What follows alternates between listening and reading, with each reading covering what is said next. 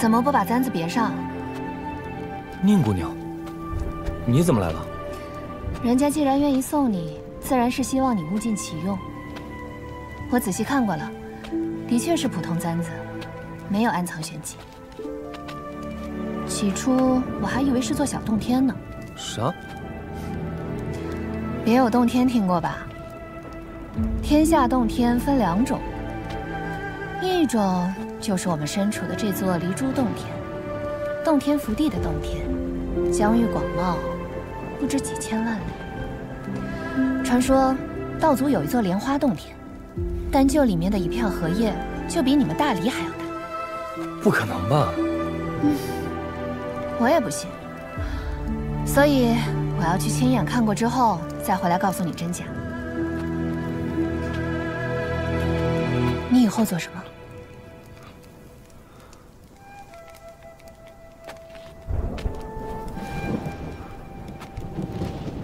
我帮阮师傅做完那些力气活，我想以后自己进山烧炭，还可以顺便采药，卖给杨家铺子。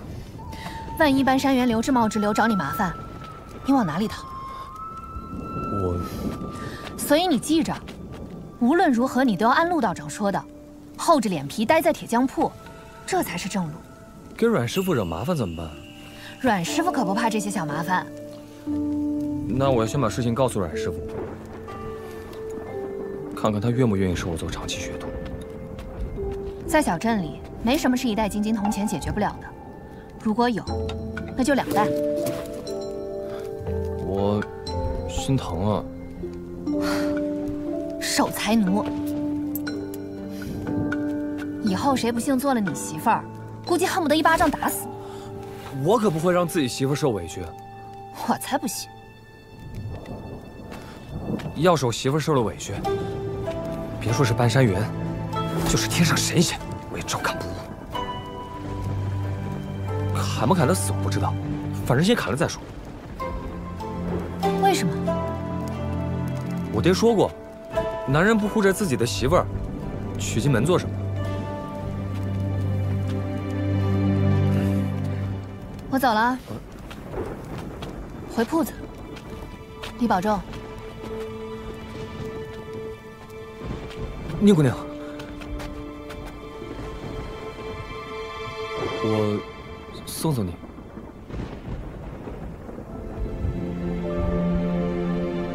不用。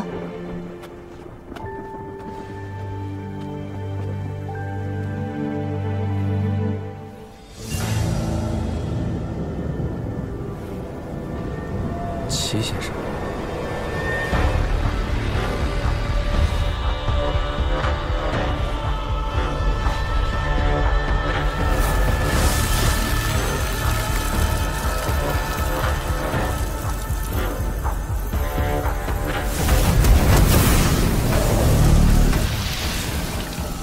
齐景春，你放肆！天道本无私，念你身为儒生，对离珠洞天生出恻隐之心，情有可原。若此时回心转意，犹有余地。哼，你这书呆子废什么话？他想做出顶天立地的壮举，得先问过我的拳头。自斩龙一役起，小镇独享3000年大气运，后世子孙英才辈出，无非是寅吃卯粮的手段。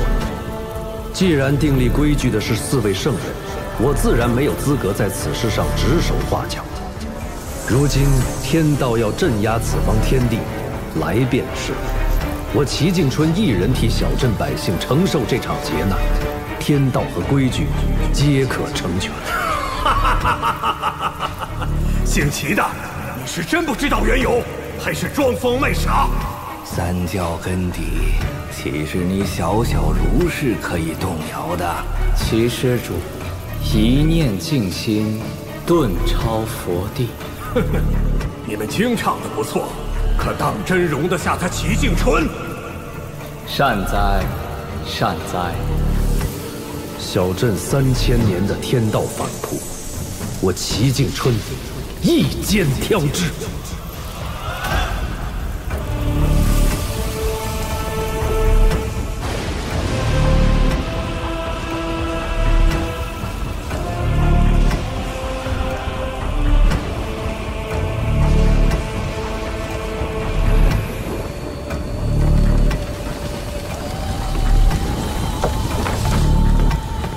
齐先生，快下雨了，您快回。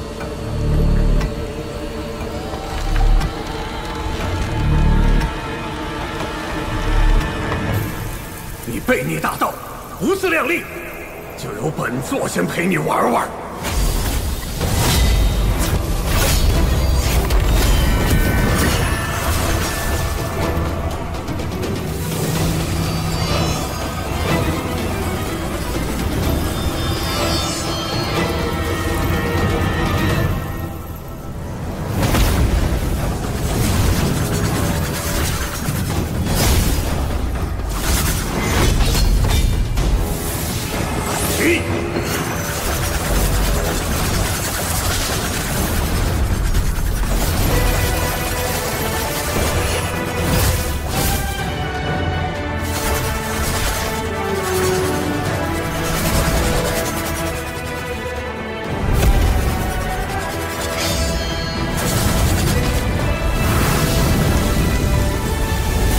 春风得意，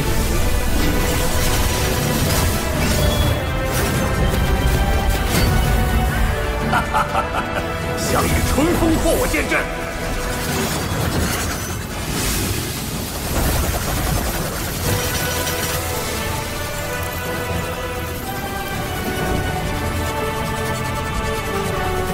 有人说你齐景春不简单，拥有2个本命字，春字之外，还有一个坏了规矩的静字。来，就让本座开开眼。你有春风，本座则有一场飞剑伐云。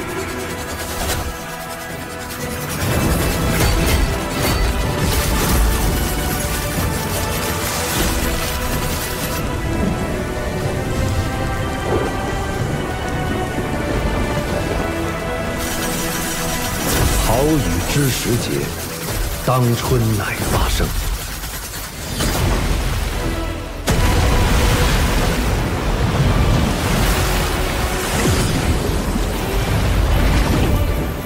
还真有点本事。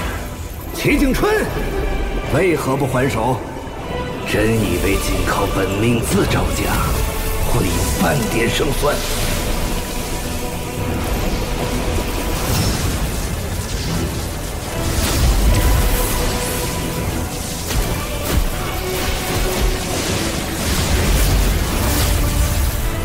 风平浪静，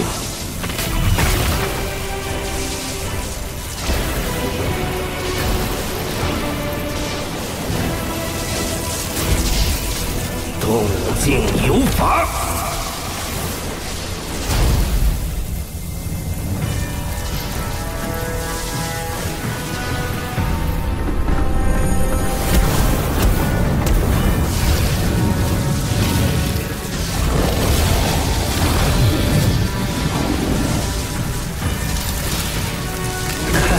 拼死护着的地方是怎么对待你的？小打小闹也差不多了。齐景春，本座最后问你一句：你确定要执意下去吗？不后悔？不悔。好，看拳。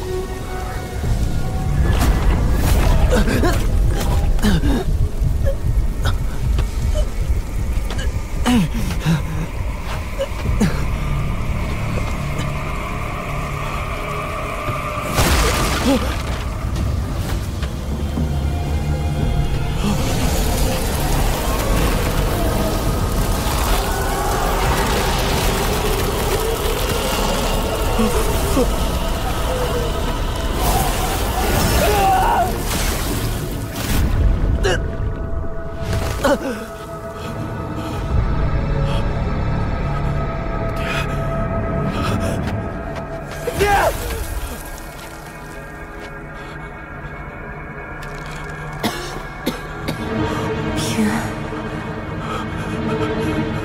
娘！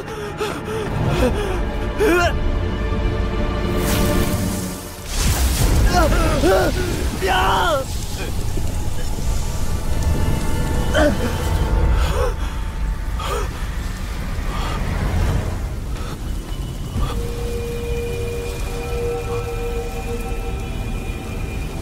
凡夫俗子，还不速速下跪！跪下，便可鸿运当头。跪下，就是登上了青云梯。陈平安，快停步！杨老先生，既不要前行，也不要转身，更不可下跪，在原地坚持一炷香便可。你一介凡人之躯，这不是你能承受的机缘。不要逆天行事。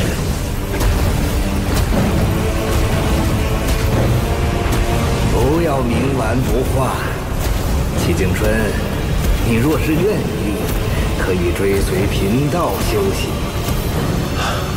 清净无，你大胆！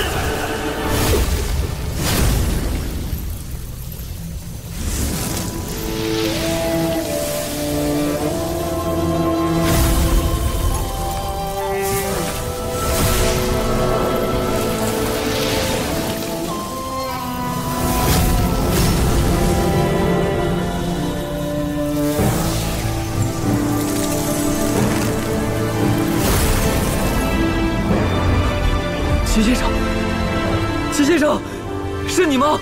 是我。陈平安，不妨站直，走几步试试看。谁担当我？快滚！拿住！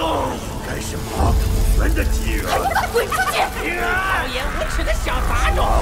拿不到，也轮不到你！谁嫌神物？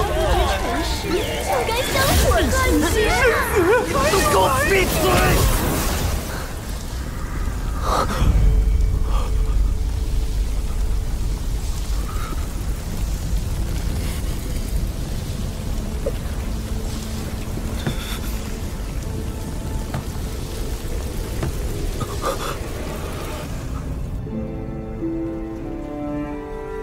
齐先生，你是要走了吗？要走了。外面有太多人不希望我留下，由不得我自己做选择。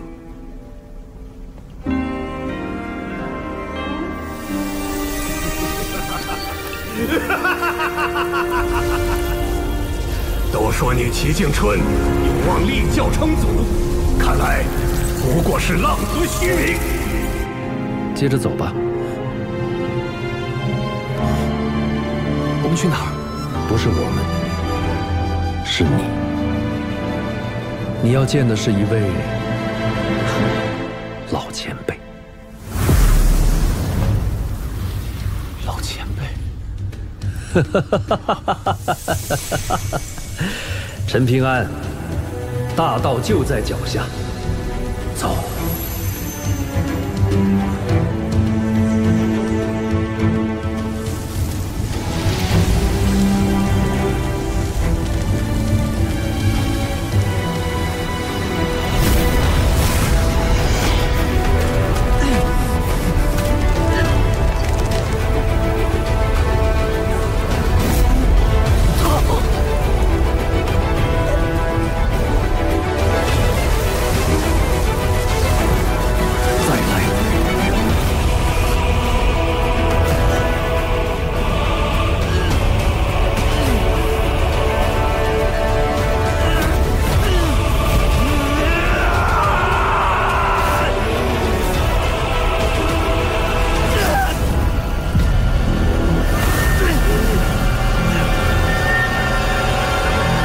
事不过三，点到即止。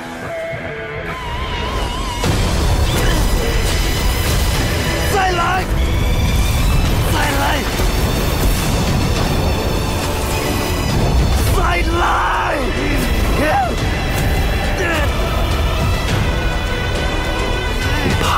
是大苦。不怕，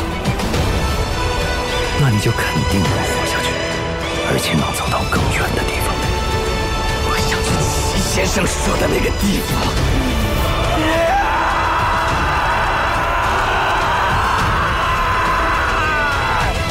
前辈，你看见这位少年了吗？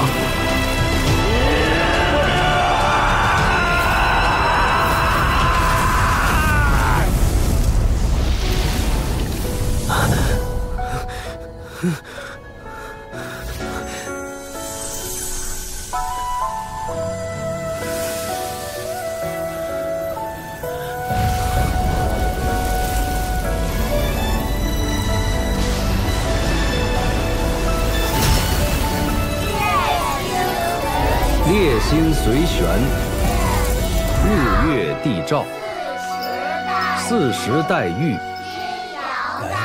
阴阳大化，风雨博施，行必有正。列星随旋，日月地照，40代玉，阴阳大化，风雨博施。万物各得其和以生，各得其阳以成。不攻天道，无自立生，不朽不明，八荒春风。春风已至，不见竟春。天下有我齐景春，天下快哉，我亦快哉。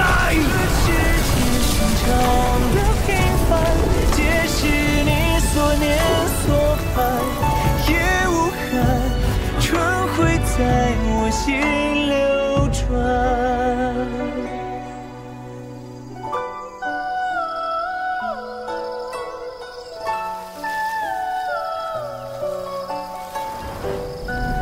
天下有我齐景春，天下快哉，我亦快哉。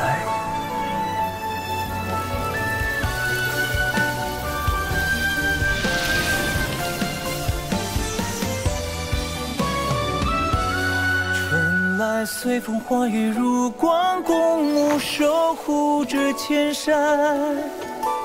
春散随舟离岸，不留涟漪，却温暖悲欢。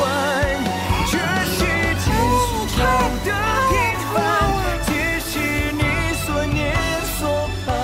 从此之后，小镇6000百姓皆有来生。但你齐景春的这笔买卖，当真划算。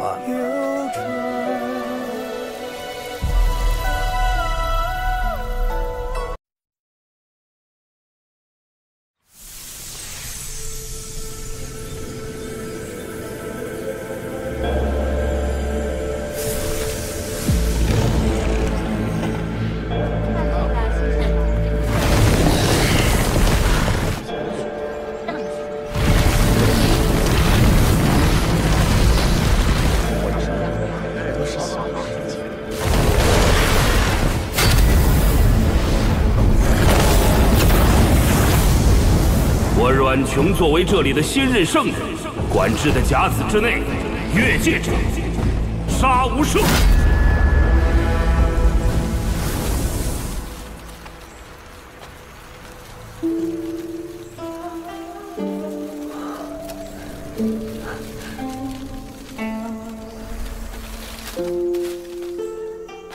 这不是斩龙台吗？等宁姑娘的好剑铸成，你来做魔剑石的话，肯定比跟着我强。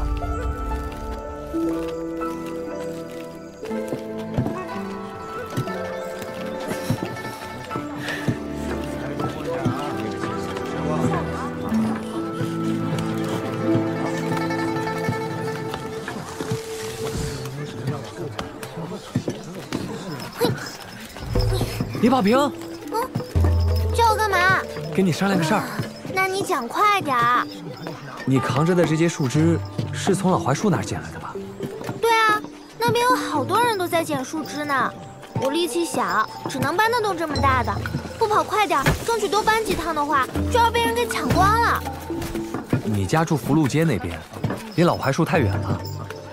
你要是信得过我的话，可以先把树枝放在我家。可以是可以，不过你肯定不会让我白占便宜吧？你需要我帮你做什么？事先说好啊，我可扛不动太大的树枝，很沉的。想让你在那棵树附近看看，如果有绿色的槐叶，就帮我收起来。就这样吗？对，就这么一件事儿。这是我家的钥匙。我记得你家的院墙不高的，我稍微踮一下脚就可以把树枝丢进去，不用开门的。那好，你去忙吧。听说过树倒猢狲散，现在又见树倒成柴火，就是再过几千年，人还是这个德行。齐景春，你不后悔吗？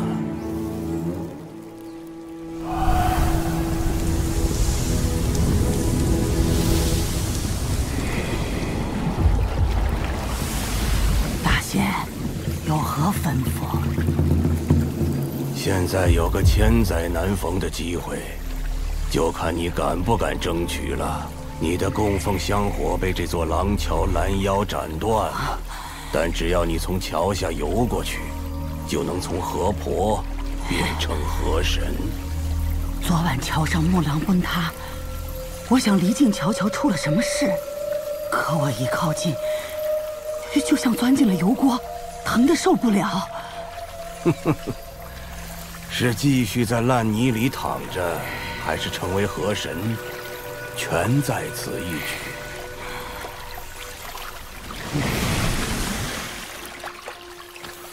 前辈好大的神通，竟然能自行敕封一方河神，关键是还能不惊扰到天道。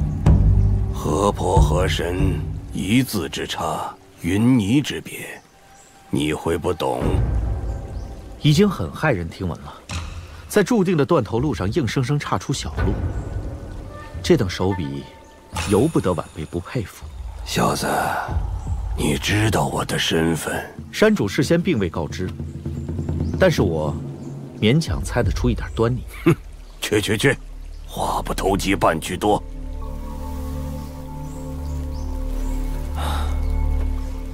他呀，一身通天修为不用，仅靠2个本命字抗衡天道。杨老先生，你说齐先生到底图什么呀？若是图一个为生民立命，那也太亏了。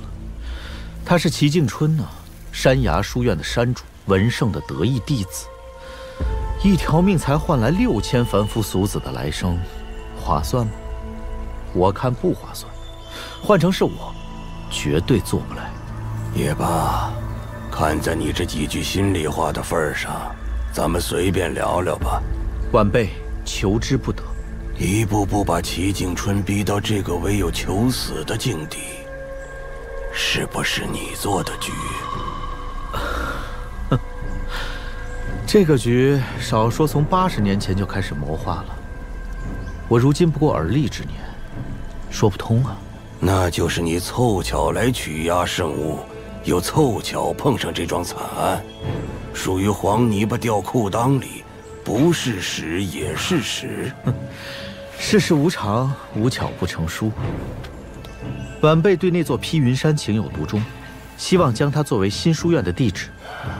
晚辈是客，于情于理都应该跟杨老前辈打声招呼。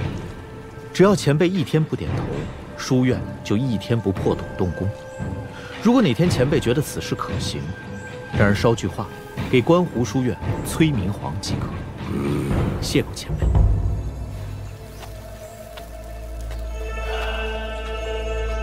齐景春，那晚你在廊桥坐了一夜，到底说了什么，做了什么呢？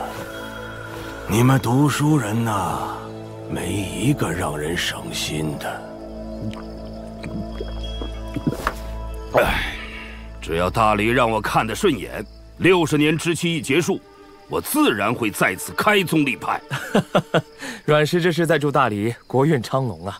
阮氏放心，除去披云山，境内61座山，阮氏可任选3座作为开宗立派的根基。本官可以先送阮氏离珠洞天的新旧2幅山峦形势图，再陪着阮氏亲自去勘探巡视，到时候阮氏再做定夺，如何？图先放着，占山一时，不着急。不过除了披云山，也没哪座山入得了我的眼。那下官便静待阮氏的决定了。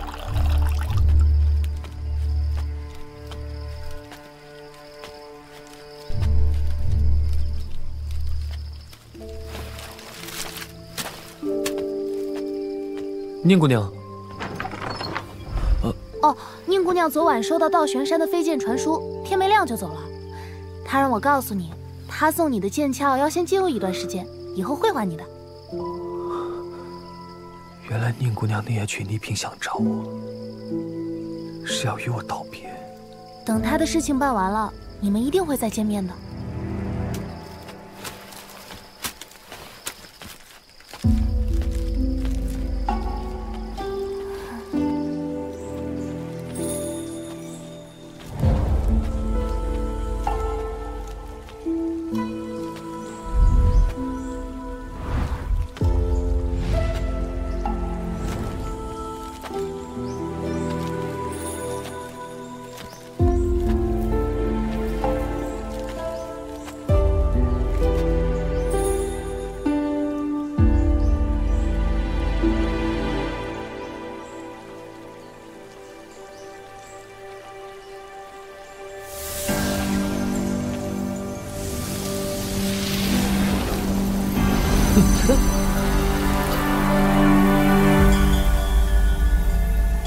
那个叫齐静春的读书人说他对这个世界很失望。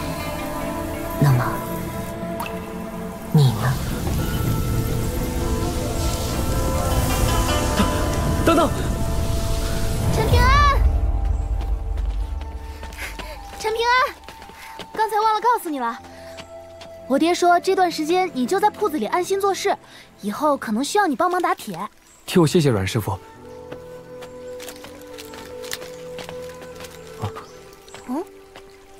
怎么了？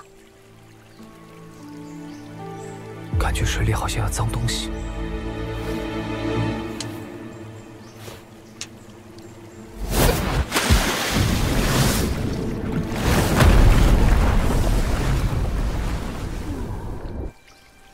你看，什么都没有。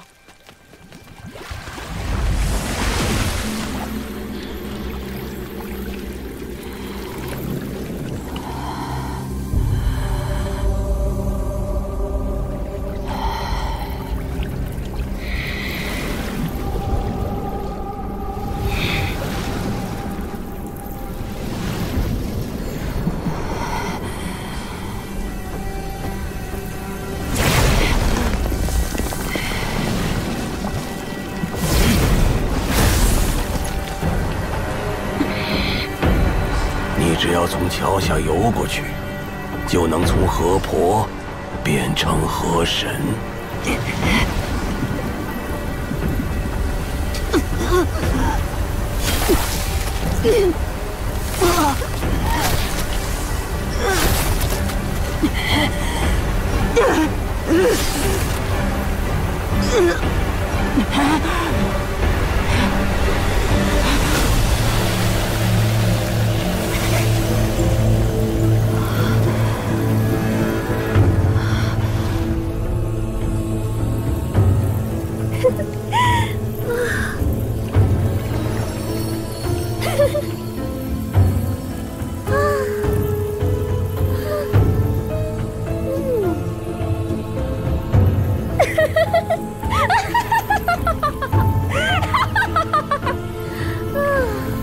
不过如此嘛。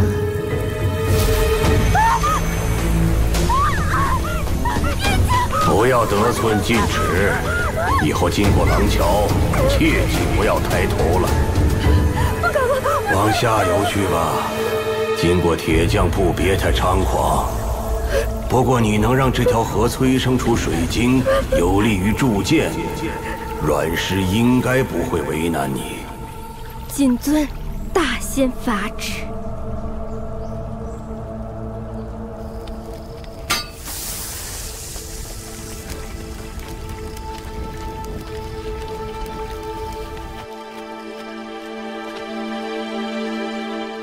对了，阮姑娘，能请教2个字吗？你先写写看。早知道就好好读书了，现在要丢人了，完了完了！哦，原来是武学的诗啊，我最懂了。神庭合在一起就是穴位的称呼，神庭穴。我们体内有365座大小窍穴，都是金山银山式的宝藏。哦，哎，继续聊啊，我也学学嘛。哎，我不是坏人，我是跟新县令无冤来小镇的。继续聊啊，我听听嘛。哎，难道我听了之后就一下子变成神仙了？那这2个字念淡中。淡中。哎呦，姑娘，你这字儿写的着实不咋地啊，一看就是没下过苦功夫。哎，姑娘，你怎么不解释膻中穴在哪儿啊？哦，是不是很难指点给他看啊？姑娘，不好意思，我可以帮忙啊。我觉得你肯定是误会了，我的意思是，我来指给他看我身上膻中穴的位置，不是我来指你身上膻中穴的位置。再说了，你身上膻中穴的位置，神仙也难寻啊，我这不自找麻烦吗？姑娘，你怎么还打？还来！别跑！我错了，站住！还有尾驴、夹击、玉枕这后背3关，姑娘你咋也漏掉了呢？古人说后关统一办公，阮姑娘，开件事正宫之年，下次我再教你。站住！小镇60年内仍是以阮氏的规矩最大，阮氏一切作为，大理会毫无悬念地站在阮氏这边。世俗王朝为得个应有之意，都会建造文昌阁和武圣庙，敕封山水正神。在小镇这边，你们是怎么个打算的？目前大理青天剑相中2处，分别是慈山和神仙坟。祭祀之人便是当年从小镇走出去的那2位。刚好一文一武，对我大理也是功莫大焉。阮师意下如何？那2个挺合适，但是选址之事，有没有问过杨老先生的意思？阮师，敢问杨老先生是？你那国师秀虎连这个也没告诉你，就放心让你当父母官？你老老实实告诉我，你是不是官场失意被贬谪致死？如果是，之前的事我可就要反悔了。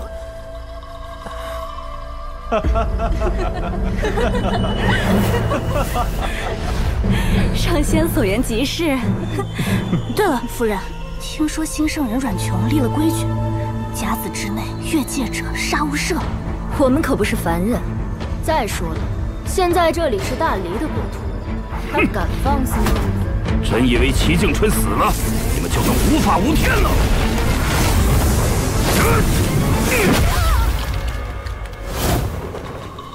即使躲在边界线之外，眼馋黎珠福地者，只要我阮琼心情不好，一样打烂你们的脑袋。新圣人脾气倒不小，老夫便不过线，瞧上一瞧，看他又能拿我怎么样。阮氏，有话好好说。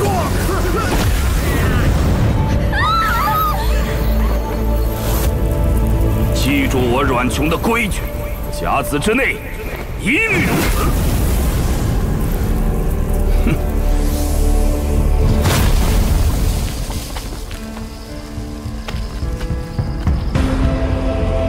齐景春，你哪怕有我一半的不讲道理，至于死得如此憋屈吗？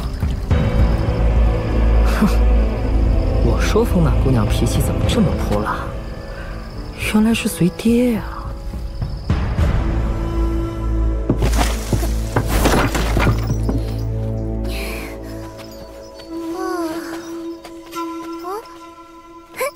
陈平安。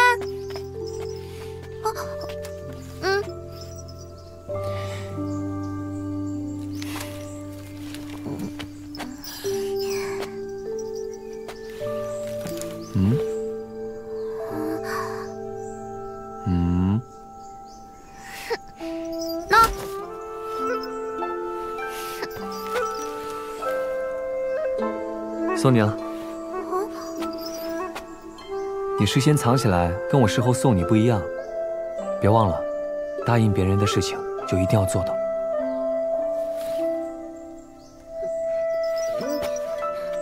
你怎么跟齐先生这么像啊？我要不喜欢你了。我帮你把怀之搬家里去吧。啊，那我可以多喜欢你一会儿。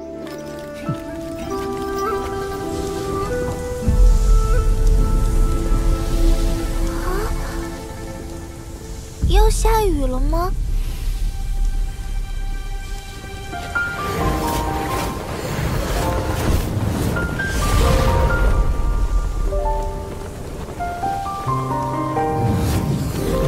妈妈，看，好多人啊！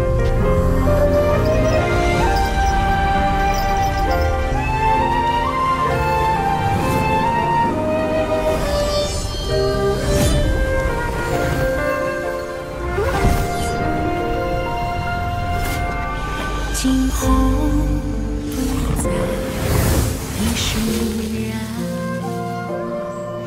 尽欢离就像我觉得应该跟你说一声再见，所以我来了。老远雁归去，天长无际，云连连。陋室堂前，林姑娘，这东西你用最合适。眼中青色，眉间远山叮咛在梦前。千影寒山，白月游船，此心天人间。原来宁姑娘也是神仙。问缘何是缘？我待破茧上穷阴寒。问缘何是缘？这糖葫芦真贵，好像也没那么好吃。金元宝，银元宝，不如买座山头好。文师，听说你又在披云山开宗立派，求您点拨一二，让咱们做个依山傍水的邻居啊！阮师，听说阮姑娘特别喜欢吃糕点，我特意从压岁铺子买了。再说一次，山爱买哪座买哪座，少在这儿打听。一个个杵在这儿，当自己是剑条，找锤啊！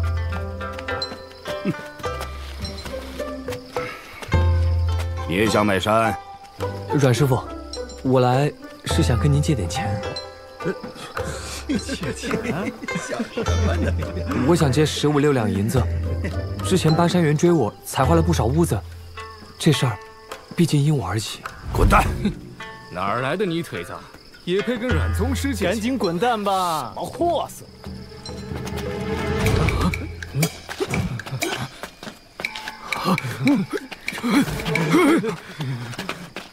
陈平安，你还想跟我请教哪些学问啊？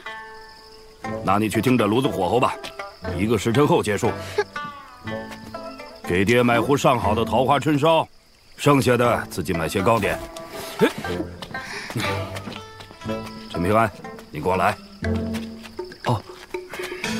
好，你看，这是小镇周围的山川形势图，你手里应该有3袋金晶铜钱吧？是的。当下金晶铜钱是最值钱的时候，所以如今说你富可敌国也不夸张。大黎皇帝打算要将披云山之外的61座封禁大山全部解禁，卖给与大黎交好的势力门派，并且许诺此地将来会敕封1尊山岳大神、3位山神和1位河神。将来这方圆千里注定风生水起，灵气充沛。这么说吧，现在买山头稳赚不赔。阮师傅，那这些山头大致什么价钱？比如最小的这座珍珠山，叫价是1枚迎春钱。只需要1枚？哎呀，屁大点的地方而已，大一点的山估计在10枚左右。至于最大的那几座山，你就别想了。说穿了，大黎要的不是钱，而是人脉，希望与买家背后真正的靠山交好。那如果我今天买下山，明天却死了，怎么办？哎呀，小年纪谨慎得很啊！放心，只要你本分做人，就不会出事。我可没齐静春那么多道理和规矩。放心吧，300年之内，大黎绝不会擅自收回山头。我拿到的3座山，风水肯定最好。你可以与我接壤毗邻，哪怕你租借给我，你也能年年分红，坐享其成。阮师傅，我占了这么大的便宜，不会被人记恨在心吗？你也有靠山呐，远在天边，近在眼前。阮师傅，我想进山一趟。不错，没有得意忘形。那你争取尽快给我答复，久则生变。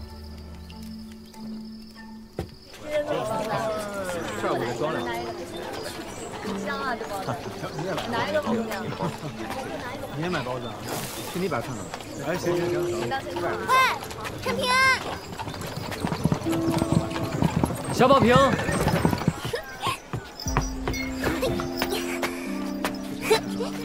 我们要去很远很远的地方读书了。那你一定要好好照顾自己。李宝平。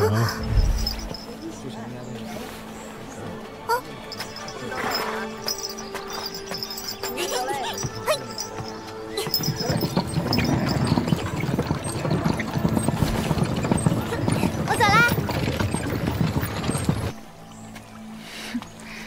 爹也真是的。陈平安给你当工匠，工钱都不要，出了事问你借点银子，怎么就过分了？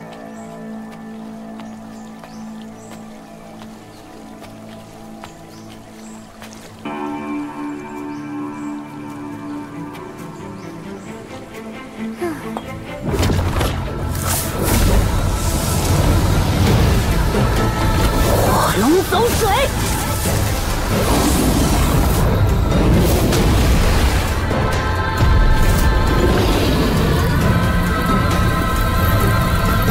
可以了。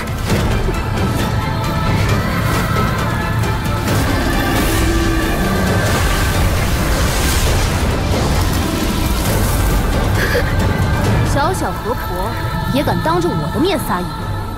我爹当年连斩6位江水正神，你没听说过吗？大仙饶命啊！奴婢绝无害人之心啊！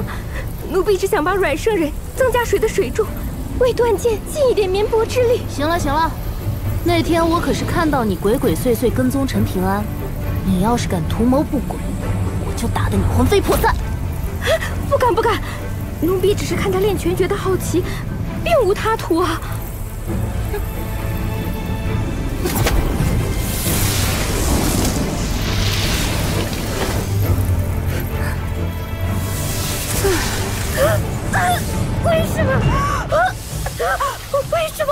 为什么我的道法在流失？不好意思啊，忘了告诉你，我是天生火神之体，与水是天敌。记住啦，下不为例。蠢货，你还敢对他心怀杀心？他将来第一个要杀的河神就是你。接下来给我好好想想如何补救。这桩灭顶祸事，已是大机缘的种子。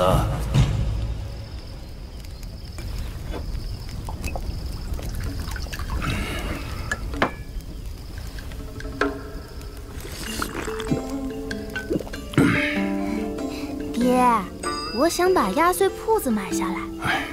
我那2袋铜钱不是给你收起来了吗？不然你先给我一枚，任和。你可以让陈平安帮你嘛，他现在可是我们小镇的大财主啊。那怎么行啊？他可穷了，10几两银子都要跟人借。哦，爹的钱不是钱，就他陈平安的事啊。我跟他不熟嘛。还不熟？不熟你能昧着良心让自己爹喝这种烂酒，然后中饱私囊，就为了借钱给那王八蛋？闺女，你觉得到底多熟才算熟啊？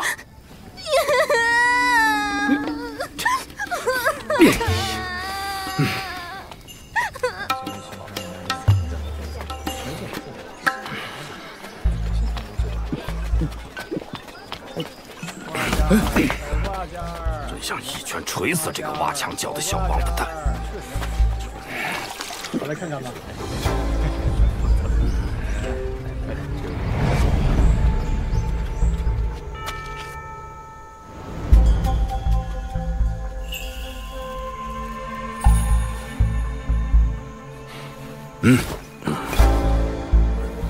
看来陈平安快成你的心病了。杨老先生，新任督造官吴渊身边的少年到底是何方神圣？我看不出深浅。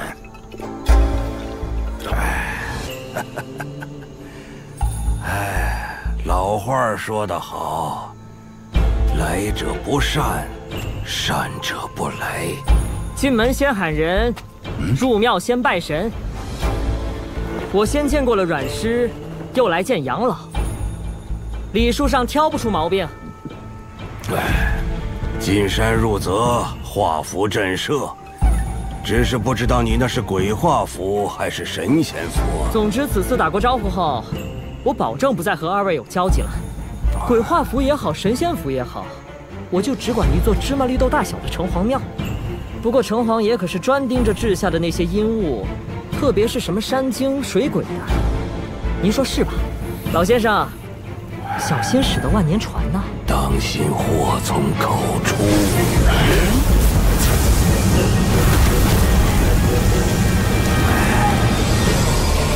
杨老先生这是太久没活动过了，也罢，来而不往非礼也。晚辈就陪您撑撑筋，运运气。派头不小，也是花架子吧？诺。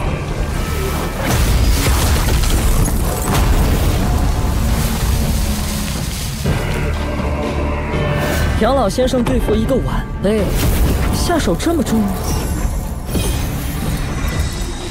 星罗棋布，看来还是个做局人，有点意思了。让我看看你的本事究竟有多大。前辈想看，晚辈也不好驳了您的面子，那就玩玩。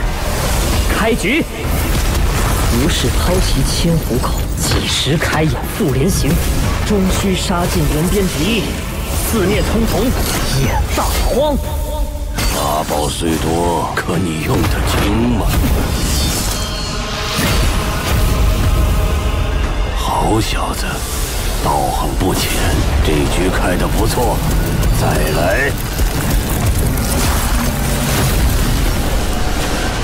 哼，看来不搬出家底，是不让我走了。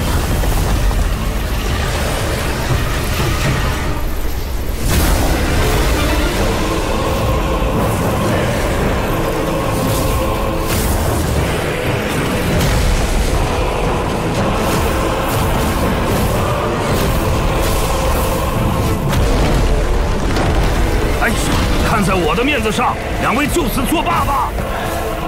打坏了这福地，算他的。哎，主家欺客，我可不认这账的。暂借此方天地灵气一用。吃。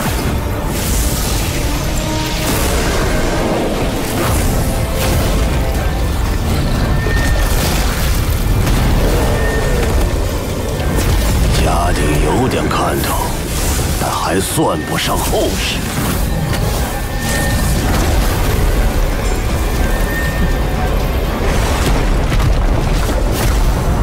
二位，别急，这小子憋的屁还没放完呢。天见其明，地见其光，唯吾贵其权也。学识不浅，原来是这样。好，好。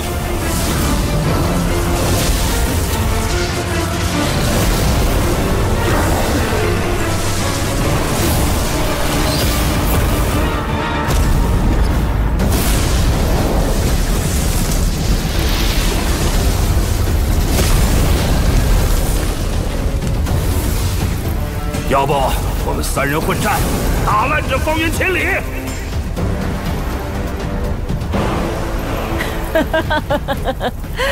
我没问题啊。你知道的不少啊。此言差矣，我毕竟是个外来的。不过这里的事知道的不多不少，刚刚好。比如我还知该称呼老先生为卿。就此别过。有可能是上武境。哼，大惊小怪，你阮琼不也是上武境吗？说穿了，你们是互相忌惮。哼，就是看他不顺眼。算了，麻烦。走了。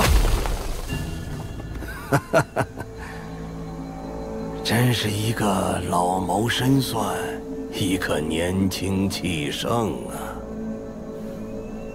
哦，还有一个家财万贯的。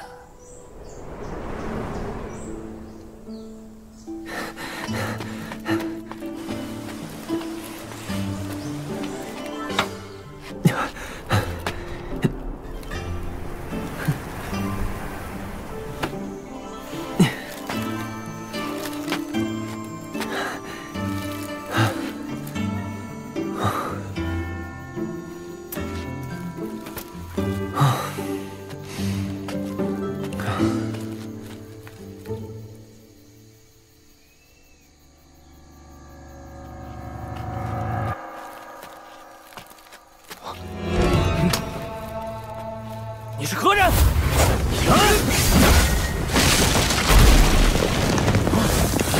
敢闯我大理封禁之地，按大理律法登斩！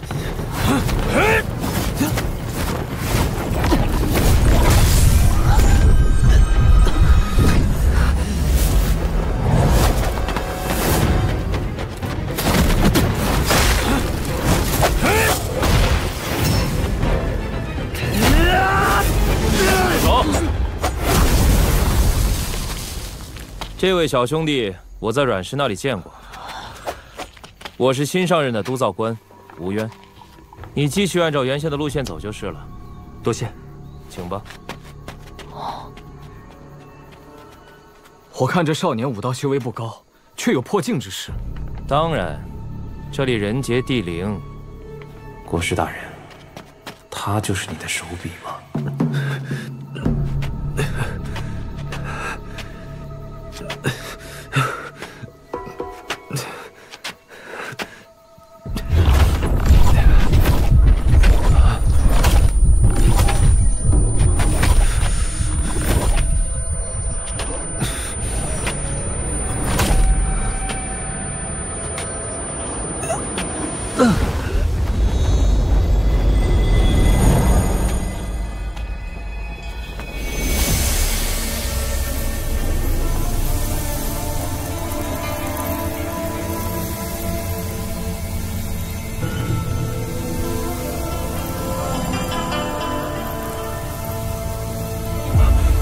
前辈，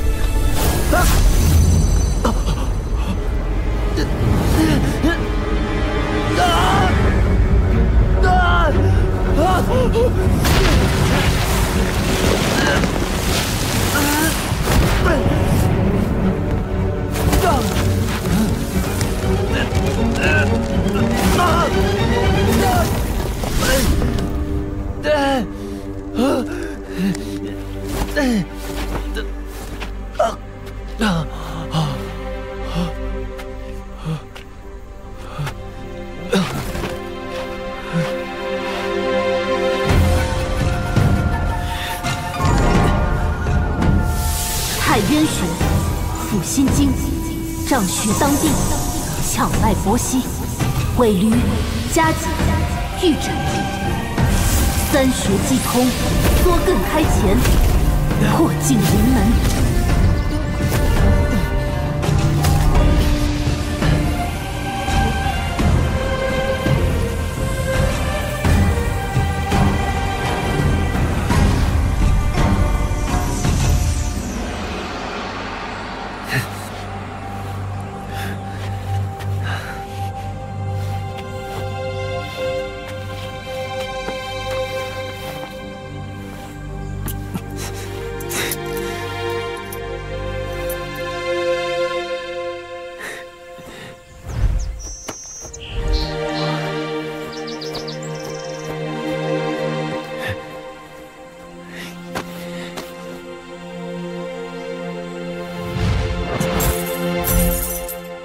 这些都是我的。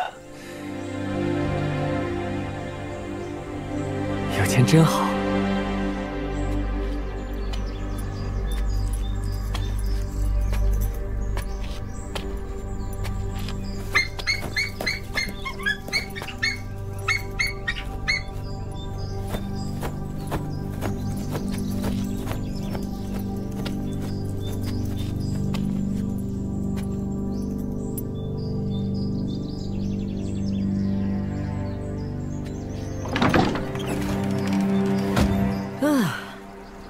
不错不错，是个修身养气的好地方。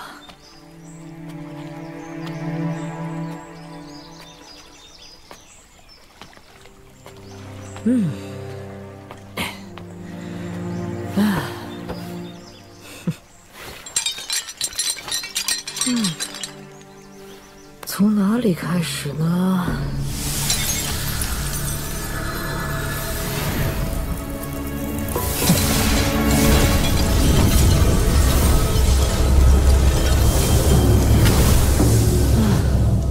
此等良辰美景，应有美酒作伴才对。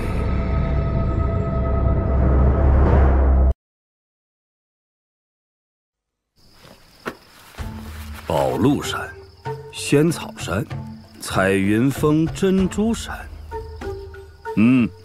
眼光还算不错。落魄山，那以前是大黎的封禁之山，你怎么会选中它？就是，我帮你们去办理买山手续吧。那就先这样吧。我估计你还剩下些铜钱，我帮你在镇上再选2间底子厚实的老铺子。谢谢阮师傅。忙你的去吧。哎呀，还真是君子怀德，小人怀土啊！陈公子，陈公子气色不错。陈公子，陈公子，等到买下山头和铺子之后，你就舒舒服服的躺着收钱，娶妻生子，光宗耀祖。我阮琼大黎都会看护着你和你的家业。记着，平平安安的比什么都重要。齐先生走了以后，你若是怀念他，是人之常情，但是别让自己陷进去，更别想着去刨根问底。年纪轻轻的唉声叹气作甚，好不容易练拳积攒的一点元气，不要外泄。记下了。都选了哪几座？我选了宝鹿山、彩云峰，还有仙草山、珍珠山和落魄山。落魄山，是谁暗示你了？阮琼？不应该啊，他明摆着不想跟你牵扯太深。落魄山是有什么蹊跷吗？除了披云山和香火山，就属这座落魄山最有交道。不过目前为止怕连大黎钦天剑也看不出来。你算是占到天大的便宜。怎么会选他呀？直说，别闷个屁。其实，落魄山3个字上，刚好掉下一坨鸟粪，我觉得挺有缘分的。也罢，在山上遇到什么事儿没有？跟2位官差有点误会，还好新上任的吴大人没有计较，还给我指了路。吴渊，你要当心他带来的那个没心有志的少年。好好留着齐先生送给你的那4方印章，尤其是带镜子的那一方，牢牢藏好。记住，你是富甲一方的人，一静不移动。记下了。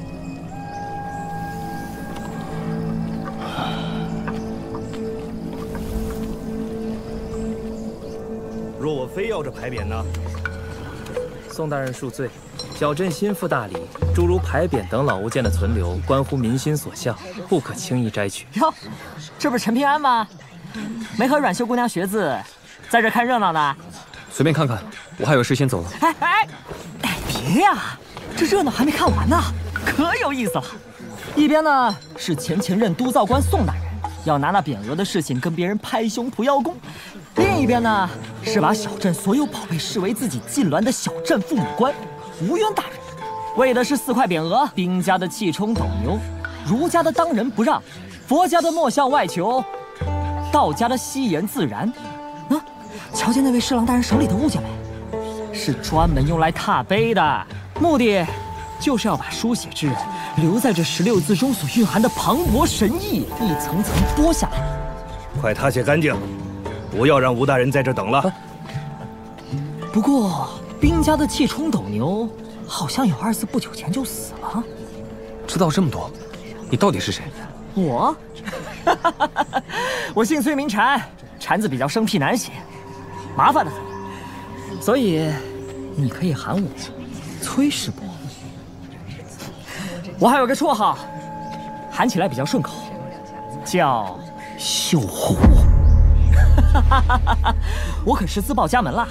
哎，陈平安，你能不能带我去趟宋吉新家？我要去阮师傅那里铸铁，去晚了阮师傅可是会来找我的。哎，知道你在担心我图谋不轨。实话告诉你好了，我跟宋吉新的弟弟很熟悉，他很好奇自己哥哥在小镇这10多年到底是如何生活的，就托付我，一定亲眼去看一看。回到京城后，好跟他说道说道。既然是亲兄弟，就不能自己去问吗？陈平安，你挺聪明啊，这么快就找出漏洞了。哎，富贵门庭里龌龊事，多如牛毛。他跟宋吉新还没见面，关系就很差了，所以你要体谅一下。如果我不答应，你是不是就会找我的麻烦？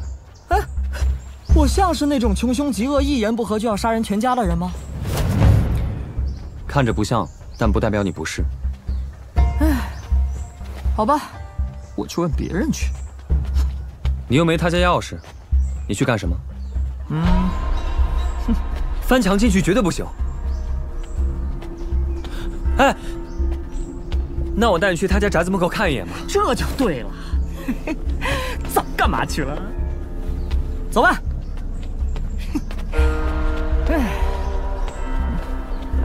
这边。哎，等等我呀！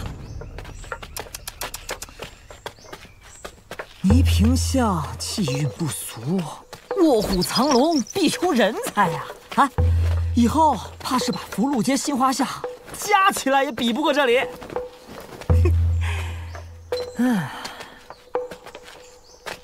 就是这里。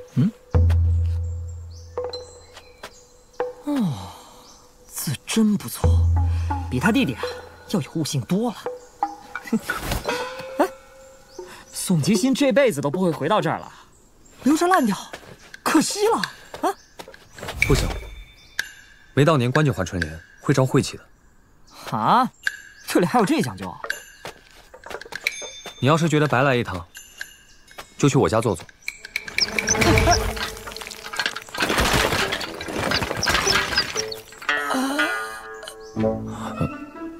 正好我也要收拾些东西烧给阮师傅。哎，算了算了，估计连杯茶都喝不上。反正受托之事也算了吧，我走了。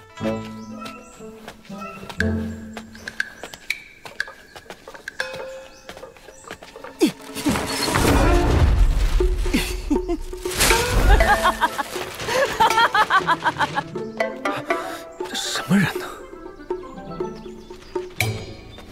先生，这副对联是谁写的？很有意思啊。宋吉新。哎，不过估计过不了多久就要改名了。先生要这春联做什么？自然是给你那位宝贝师兄长长见识，省得说我是仗着年纪大才能写字写得比他好。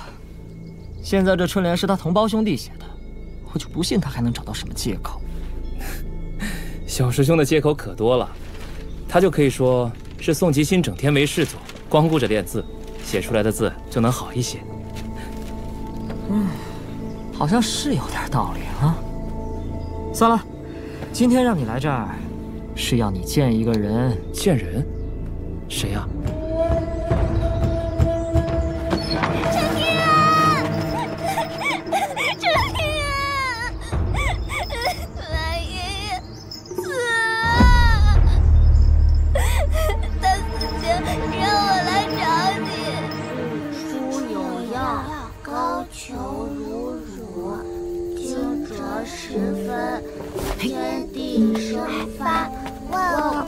看看，我才是关虎小军定是老码头的私生子，天天黏着秦逆，形影不离，粗鄙不堪。崔先生是做大学问的君子，你这是嫉妒。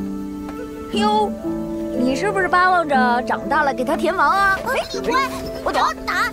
我总觉得崔明皇远不如齐先生待人亲和，伪君子罢了。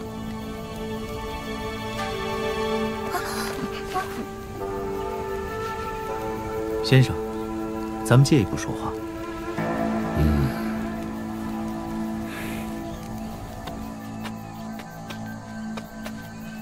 先生，你我之前约定之事有些变化。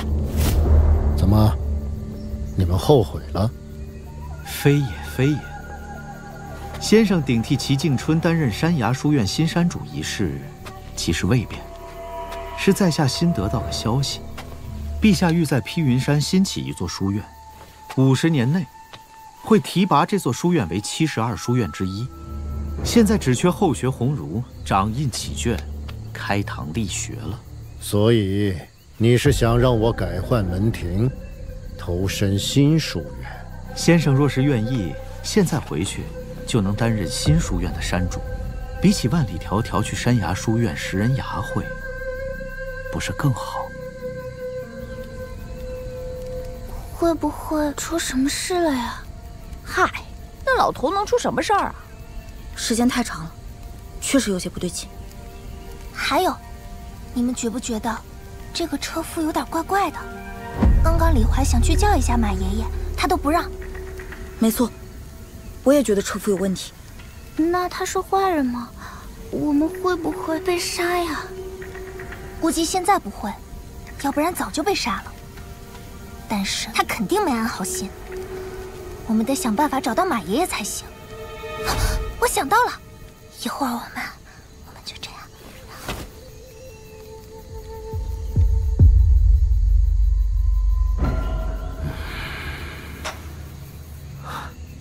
先生明智。先生，这是何意？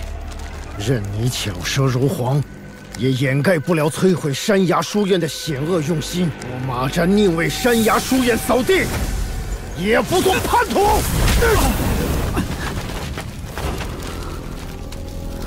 大隋此时接手山崖书院，等同于向大黎宣战。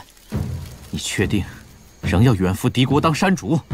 哼，读书人忠诚的是文脉传承，不是某国国姓。好，好，好，油盐不进是吧？就这样，行动吧。好，好。好什么呀？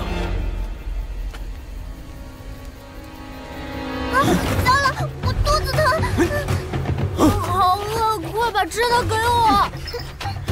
你们去哪儿？李保平，快跑！你们干嘛？都给我让开！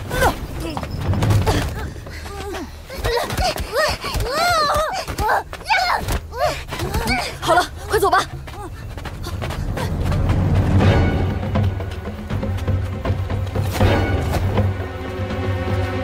大家分头跑。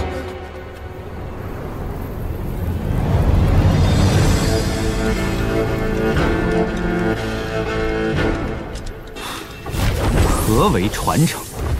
不过东流水，歧路苦久长。何愁多歧路，春风满衣裳。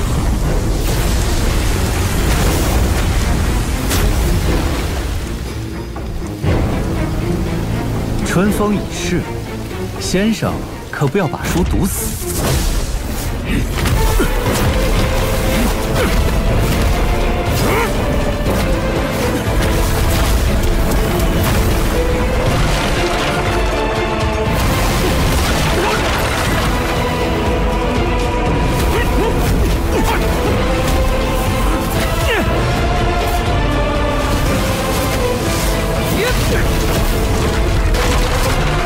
礼义法度，圣人所生的，圣人可，先生如何不可？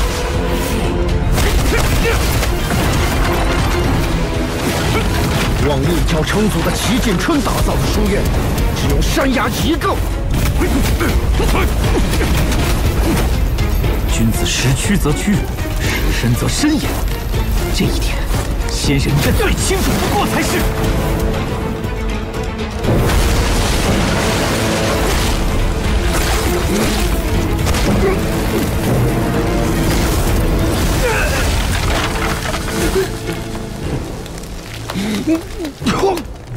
背后的人是谁？事已至此，你又怎会想不到是谁呢？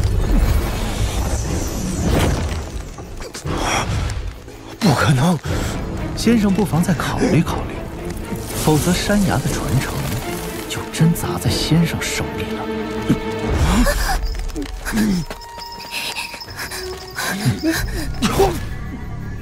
宝平，小宝平，出来吧，我不会伤害你的。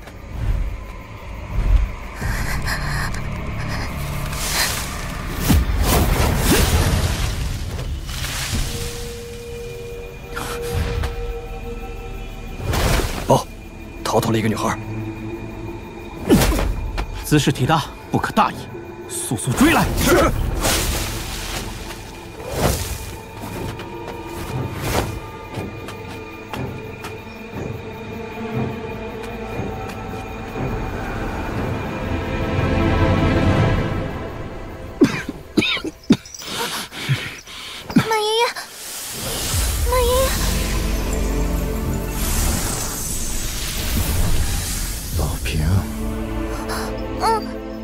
一己私欲，铸成大错。我愧对你们，愧对师兄的嘱托。马爷爷，现在怎么办啊？我将所有歹人引开。你逃回去，去找陈平安。我没多少时间了，山崖书院的存续就交给你们了。我中年洒扫，只求心境如皎月，到头来反而杂尘蒙心，事成归心，更待何时？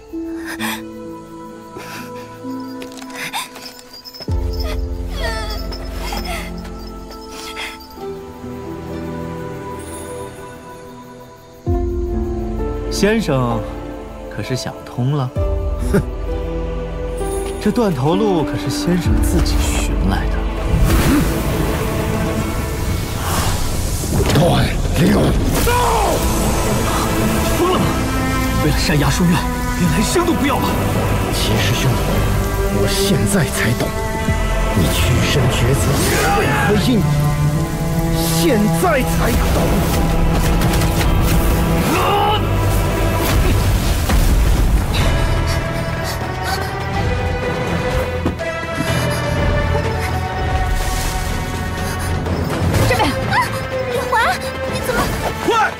快，继续跑！在哪儿？别回头！谁输谁是小狗！谁输谁是小狗！小狗！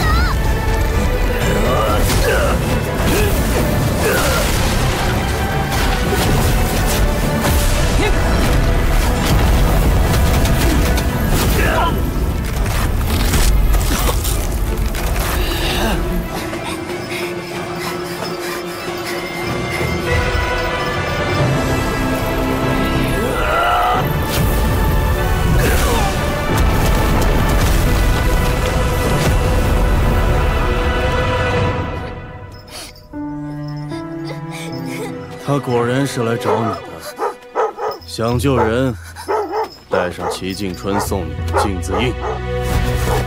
今夜子时，到慈山。是小石头他们的衣服，多半是冲我来的。这样李怀他们应该还是安全的。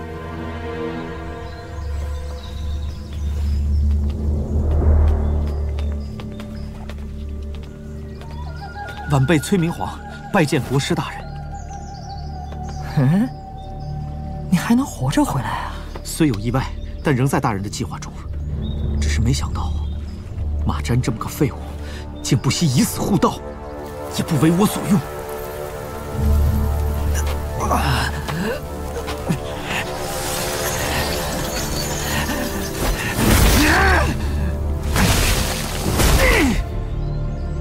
弃了大人留下的程陆家了。枉我还是你的师伯祖。说到底，那马占也在文胜门下待了10多年，你非要以蠢人示之，不吃亏才怪。如此看来，你要是被打死了，岂不是更妙？不过还好，我这边还算顺利。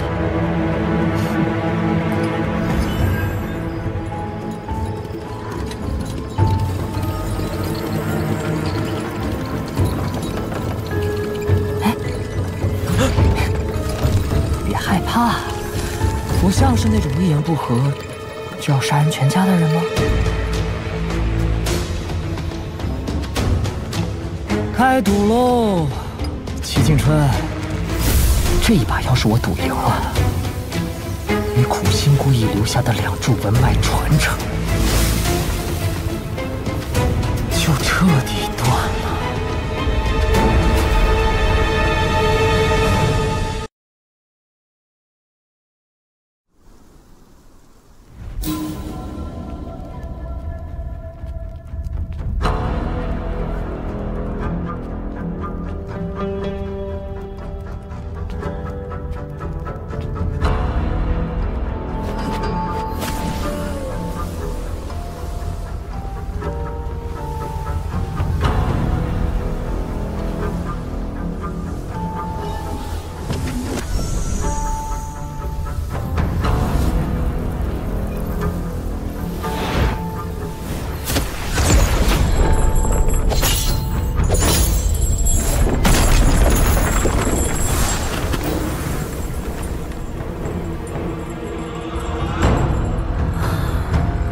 将我的一半神魂分入你这副皮囊中，你便是另一个我了。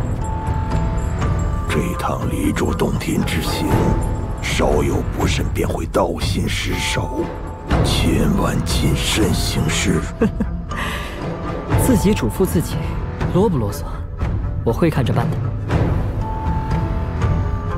啊，真是潇洒美少年，皎如玉树临风前呢。别紧张，有问题就问。莫非齐静春之死是先生的手笔？你觉得我是怎样的人？大离国师，算无一策，学问规矩，浩然之手。拍马屁！我崔禅是一位数典忘祖、做人忘本，哦，还有欺师灭祖的家伙。昔年文庙那场亚圣和文胜两脉的3、4之争，文胜落败，排位跌至第4，他的神像被搬出文庙，打砸殆尽，弟子流散各方。文胜自求于功德林，那齐静春也学文胜，自求于离珠洞天。而我这位文胜首徒，则叛出师门。齐静春和先生，竟然是师兄弟。同门不同命啊！我问问题，先生都没听完就打断了我。但对齐静春的问题，你猜先生想了多久才给出的答案？1个月。10年。更可气的是，即使我叛出师门，却仍受先生文脉牵连而跌境，而离珠洞天内修为压制的这么厉害，齐静春反倒修出了静和春2个本命字，境界大涨。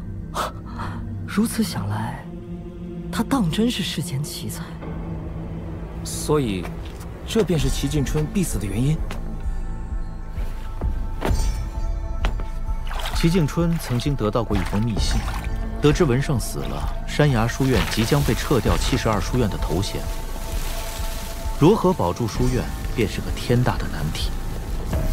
而且他心知肚明，只要出了离珠洞天，他境界不跌反升的真相，必会给文胜一脉及山崖书院惹来更大的祸端。所以，齐静春的最佳选择，便是继续自求于此。可惜，下一位圣人阮琼提前进入小镇，断了他的后路。不仅如此，大黎允许三教一家来小镇提前取走压胜之物，加速离珠洞天的崩塌，也是齐静春的一张催命符。可离珠洞天本就是违逆天道的存在，当天道反扑时，这里的人将无一幸免。这本就是既定的事实，为何会是催命符？这便是此局的妙处啊！齐静春若苟且不管，便违逆了他的大道根本，修为大跌，最终落个生死道消。若他管了，天道反扑之祸便只能一肩扛之。这也给了那些幕后的大人物出手惩戒的理由，所以他必死无疑。不过那师弟并不傻，临死前将他的文脉开枝散叶，以求延续。可惜他低估了我这个师兄，他的文脉将由我来一一毁掉，而我也将以此正道修为重回巅峰。所以我需要用事实证明我的想法，于是我就设计了一场大考，用来断掉齐静春的文脉香火，更是我的正道契机。而那大考的考生只有一人，便是那倪萍巷的孤儿陈平安。那陈平安先生，怎么判定他就是齐静春真正的传人？马占身死，赵瑶也失去了春字印主人的身份。那么接下来，就只有那个坏了大规矩的静字了。学生还是不太明白。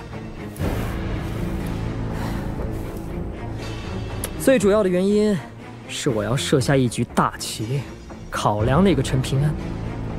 因为陈平安从一出生就已经在这盘棋内，是一招无离手。不要小看了这颗弦子，他的本命词被打碎之后，便不再是笼中之雀。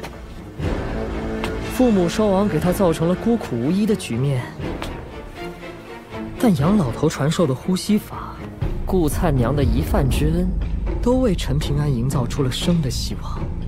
他也不负众望，在困境中成长，最终长成一颗被齐静春认可、保有赤子之心又不被人掌控的棋子，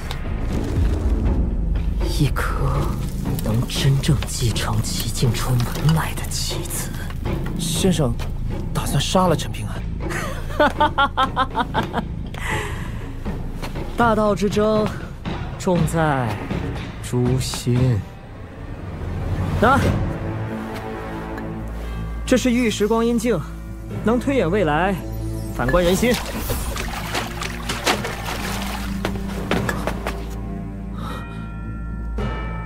接下来你知道该怎么做了吗？晚辈这就前去游说陈平安，一定不负师伯祖的众望。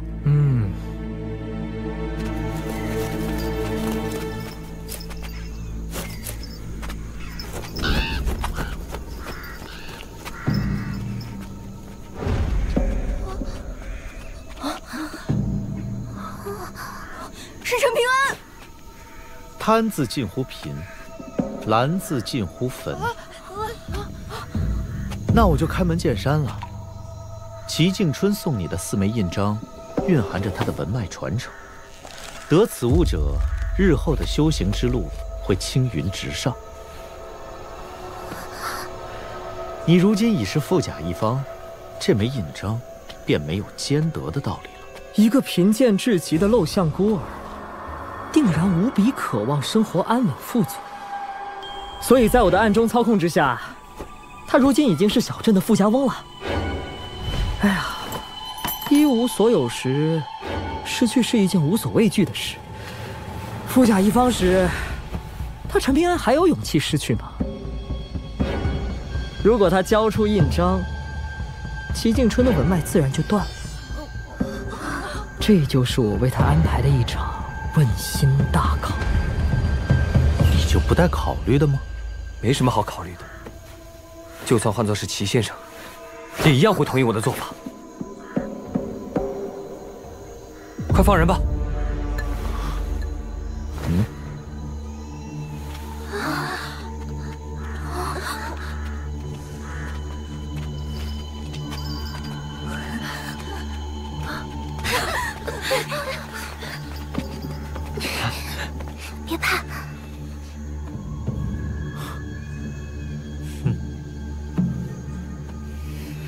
如今大理与大隋已是敌国，你们要去大隋的山崖书院，等同于叛国。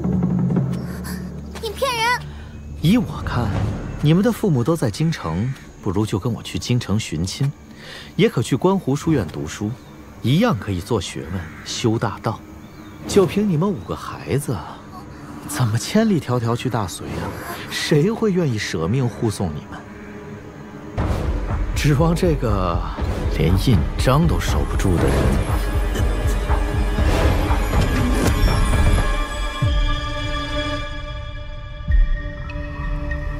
我有点搞不懂。你如今已经是富家翁了，却还是喜欢每天钓鱼。以前捕鱼是为了吃食，富足之后，却才懂得了垂钓的快乐。你还有什么想要的吗？3餐不愁足矣，何况朋友们也都在呢，每天都高朋满座。夫复何求呢？好惬意啊！看来你当初的选择是对的。选择？什么选择？糟了！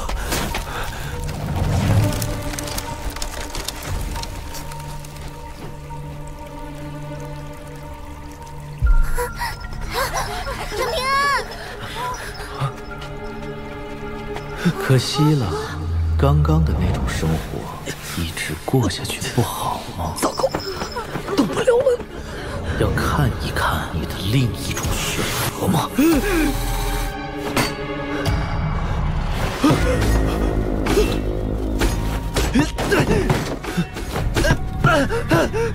喂，醒醒，醒醒！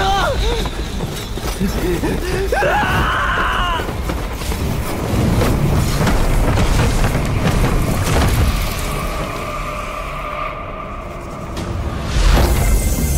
他已经回不来了。陈平安，你醒醒啊！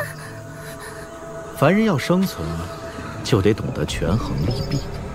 说到底，他陈平安也只是个普通人罢了。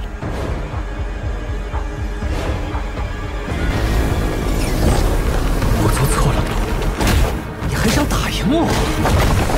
你侥幸的一路走来，真的靠的是你自己吗？我只是……你真的觉得自己会一直这么幸运下去吗？原来我也是怕死的，想大家都能平平安安。你的朋友希望你这么做，就你那点功夫，还敢找搬山员报仇？是我错了吗？反正我没有。笑话，结果不会改变。到底该怎么做？小家伙，天宇虽宽，不润无根之草。蝼蚁见命。怎么做才能不被别人随意见到？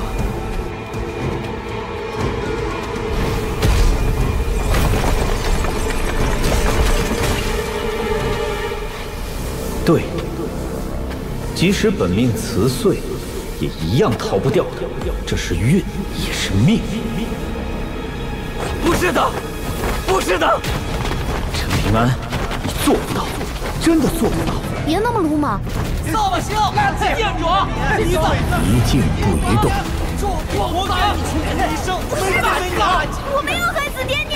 爹娘主破法，扫把星，剑主大气，你都是你。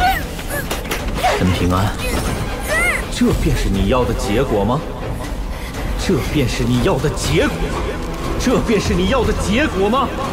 这便是你要的，这便是你要的，这便是你要的。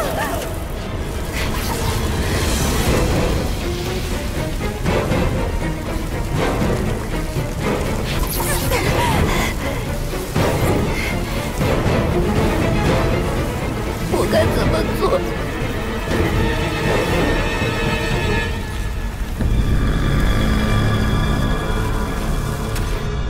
你们只有跟我走，才是最好的选择。哼！不管怎么样，我相信陈平安。若遇事不决，可问春风。这句话你留在心头就好。以后说不定用得着。陈峰，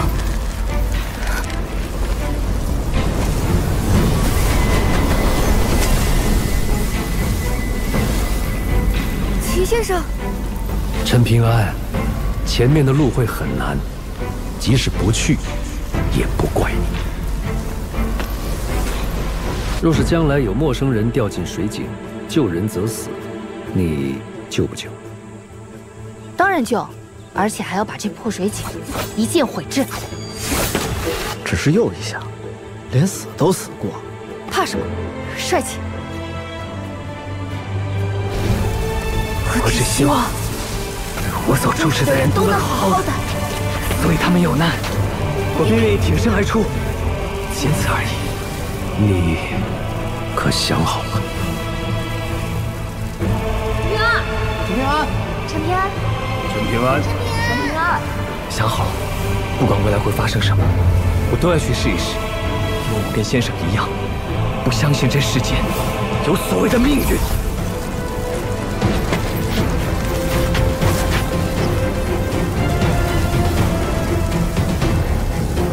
要帮你一把吗？我自己可以。没关系，慢慢来。这点障眼法难不倒你。不要忘了，不管遇到什么，都不要对这个世界失去希望。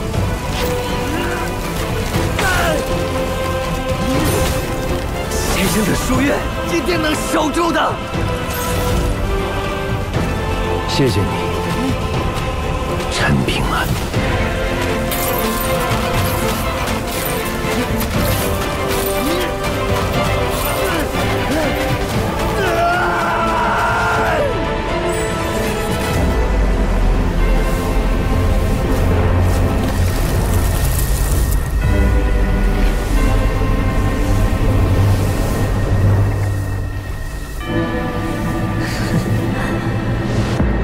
我总算明白你为什么会选他了。你们快走！陈平安，你敬酒不吃吃罚酒，真以为我不敢杀你吗？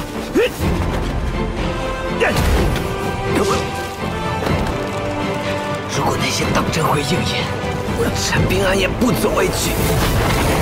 有些事情死了也要做。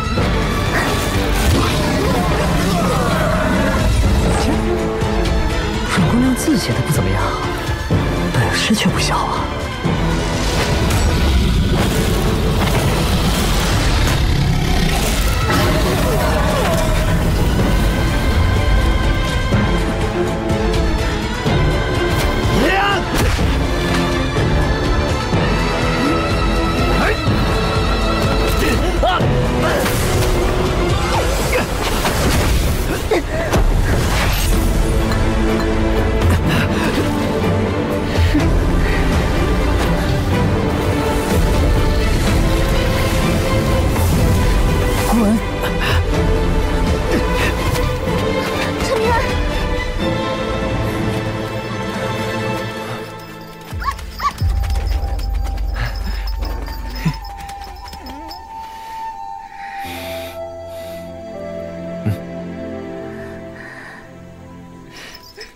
大考的结果，我很满意。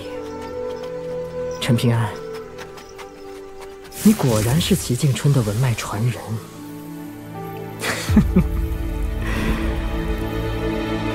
而我呢，已经将自己的大道与你相连。从今往后，你我一荣俱荣。不过，我的大考并未结束。接下来，只要你的心境出现瑕疵，我便可以此正道，收下齐静春的文脉，重回12境巅峰。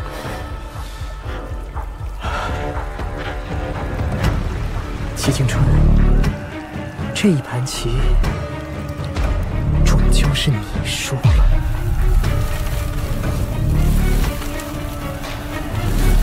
哦，这这样啊。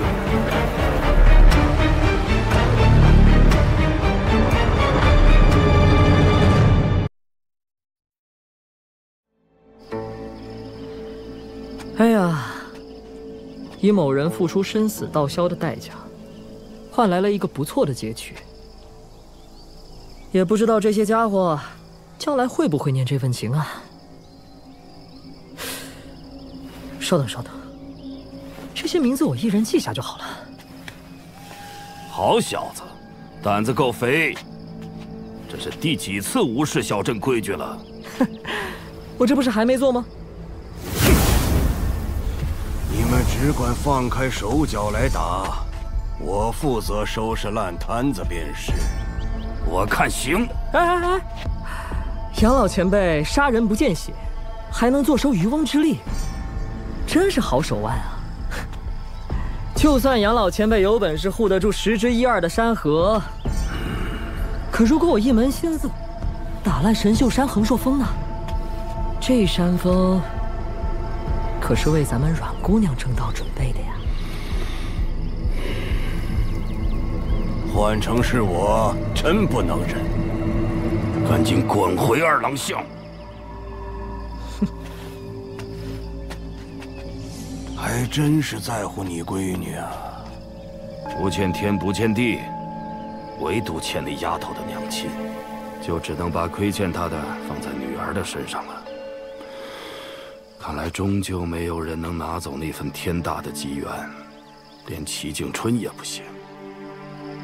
不过也好，免得又是天翻地覆的局面。可以的话，这座庙我要搬走。只要不是搬到外面，我没意见。看在你这么爽快的份上，我可以告诉你一个小秘密。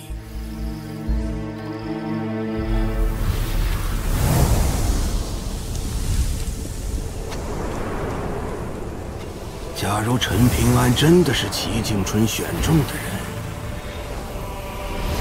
那么他很可能早就被做进了这盘死局之内。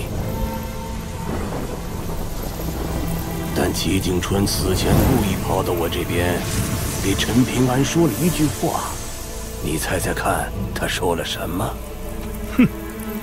我可猜不着。君子可欺之以方。齐静春他早就看出来了，自愧不如。这话既是说给我，也是说给10年甚至100年后的陈平安。哪怕他以后知道了自己才是导致齐静春必死的那枚棋子，也无需自责，因为他齐静春早已看透。真他娘没劲！堂堂齐静春死得这么窝囊，换成是我，早打烂这天地了。别去，喝酒去。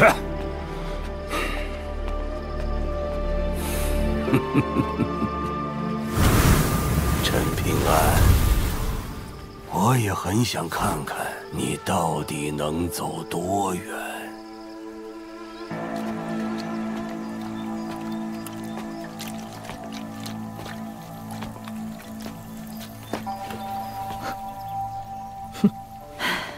哪怕只剩下一缕残破，可擅闯私宅，终非君子所为啊！齐静春，我的小师弟，对不对？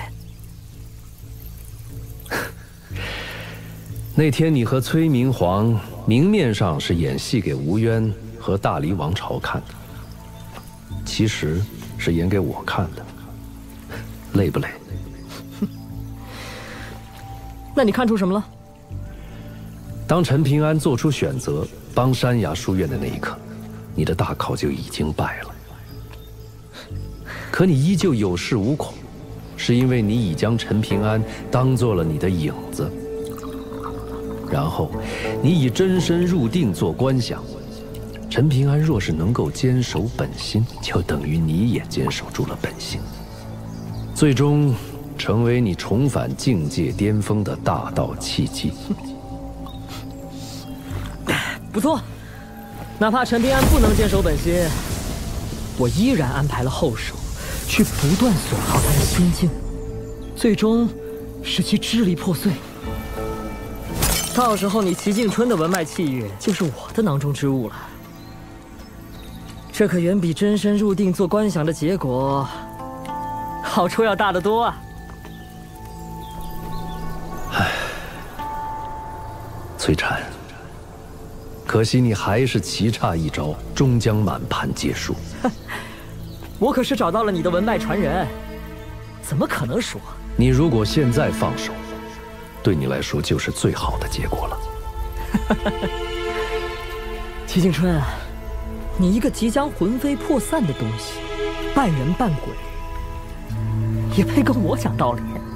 最后给你一次机会。你想坏我心境？崔师兄，哼！我就不信你能赢我！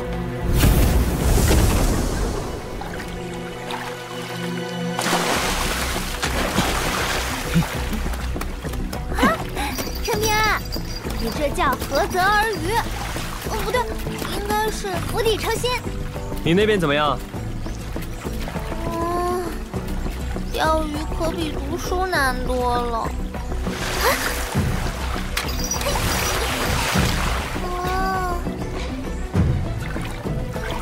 鱼可不笨，要是太早收竿，肯定钓不到的。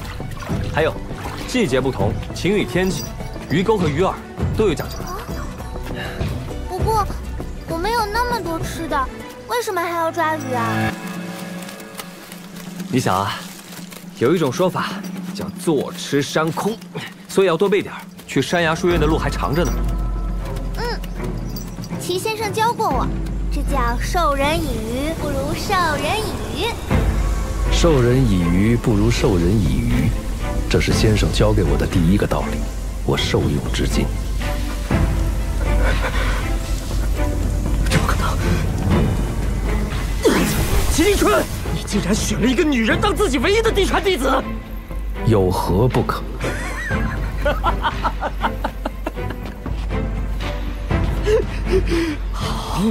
好，我得不到你的文脉没关系，可我与陈平安依旧大道相连。难不成你为了阻我大道，还要坑害陈平安？我劝你现在就斩断这份牵连，这样我还能让你留在中武境当中。齐静春，你失心疯了吗？所以我转赠给你，再请再礼。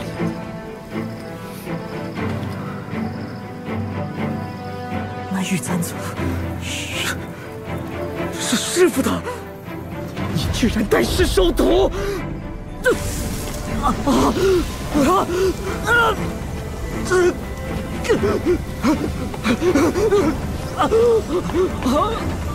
崔禅，这么多年来，你为了摆脱先生的文脉，可谓是机关算尽，安魂定魄。可到头来，偏偏还是和先生的文脉传人陈平安大道相连。现在落得个道心失守，修为大退，完全是作茧自缚。陈平安并非我的弟子，更不是你的棋子，他会以天下为棋盘，走到你无法想象的高处。你若再敢暗中作梗，我定让你跌落成凡夫俗子。齐静春，你还有什么我不知道的手笔？齐静春，齐静春！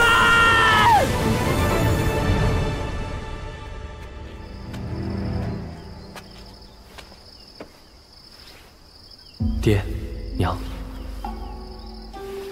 明天我就要出远门了，带着齐先生的学生。听说大隋离这儿有几千几万里远，我也不知道什么时候才能回来，但孩儿明白一诺千金的道理，还望爹娘体谅。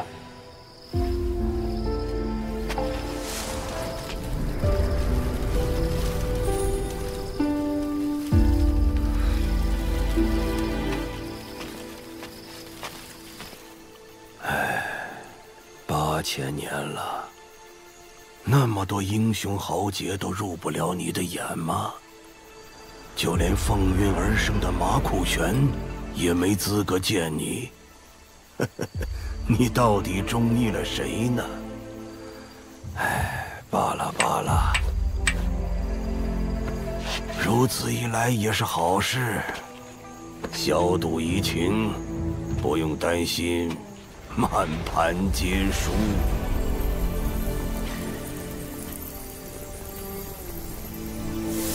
事实上，我见证过许多义气少年慢慢变成枯槁老翁，你为何偏偏对他如此执着？他就是那位少年。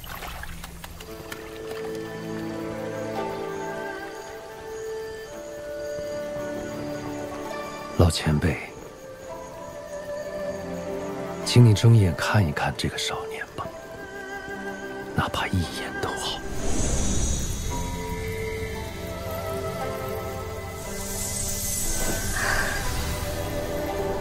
起初只是闲来无事，便随意看看。他虽平凡，却活得饶有生趣，比一群孩子舞刀耍剑、围杀一条条小龙有意思多了。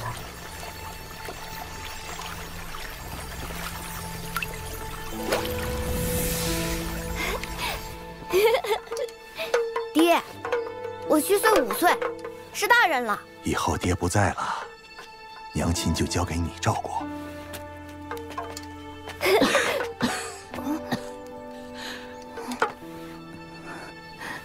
拿走。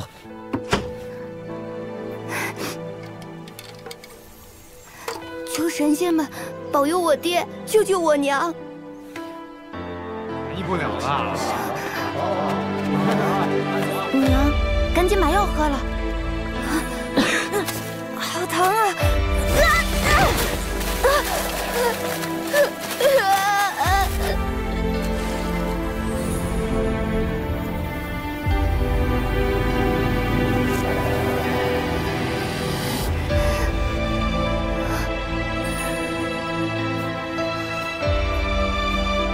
林婶婶，我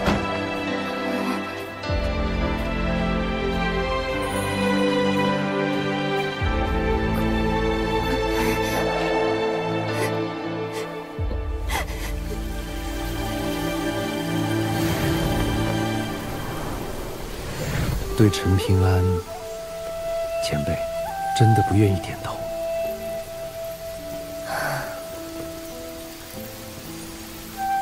我知道前辈的答案了，看来我们都对这个世界很失望。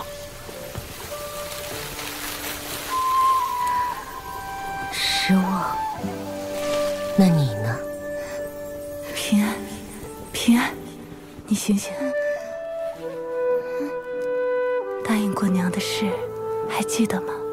平安记得，不可行乞，不去龙窑做工，还要照顾好自己，好好的活下去。哪怕将来的日子比现在更苦更难，只要活着，才有机会过上吃饱穿暖的好日子。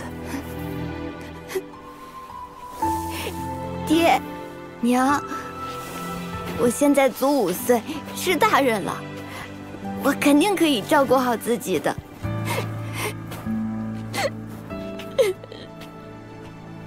让陈平安走一趟廊桥，如果他能够坚持前行，我可以考虑。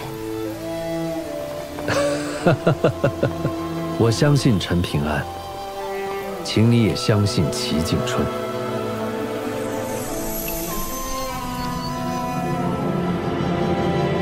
齐先生，你是要走了吗？接着走吧。齐先生，我们去哪儿？不是我们，是你。你要见的是一位老前辈。再来，再来！我想去齐先生说的那个地方。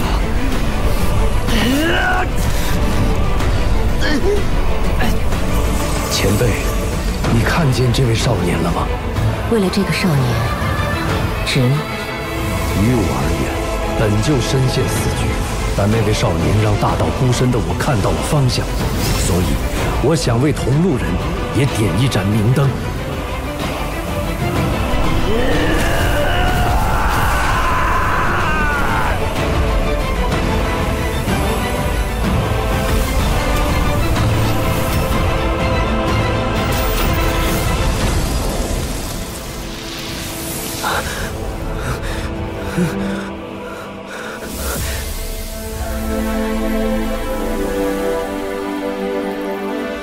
有意思，我相信齐先生，也愿意去相信那个少年。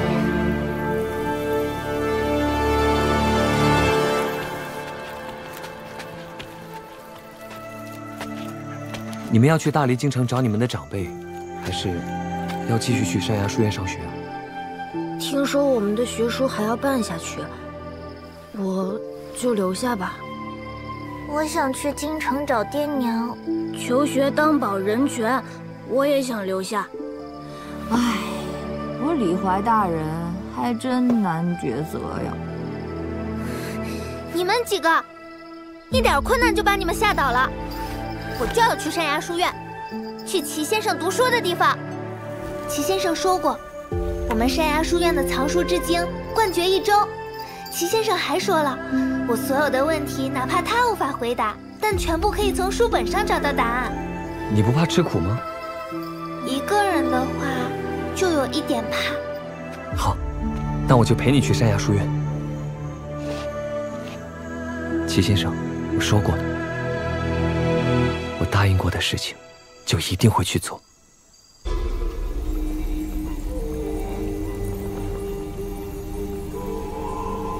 前辈，千年暗示，一等即明。可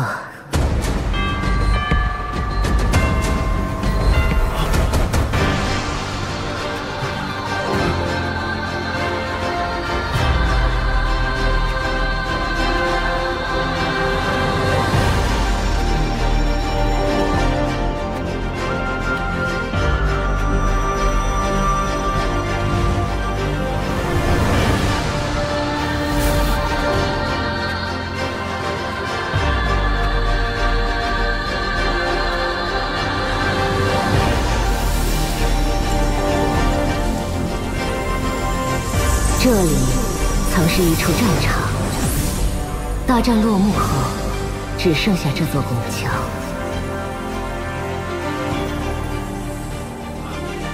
神仙姐姐，